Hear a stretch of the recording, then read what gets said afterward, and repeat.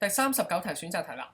佢話假設甲國原初喺全民就業均衡之下運作啦，而政府嘅財政咧係達至收支平衡。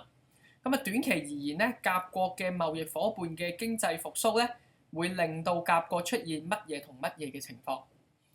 好啊，第一件事啦，全民就業底下啦，咁即係幅圖係咁樣㗎啦。政府嘅財政達至收支平衡，咁即係政府嘅支出咧等於政府嘅收入啦。咁貿易伙伴經濟復甦，咁人哋經濟復甦，咁人哋會買多啲我哋嘅嘢啦，人哋有錢咗啊嘛，買多啲嘢啊嘛。咁買多啲我哋嘅嘢之後咧，我哋嘅出口就會上升啦。咁所以我哋嘅總需求 AD 會上升啦，總產出會上升啦。咁啊產出咧高於全民就業 YF 嘅水平啦。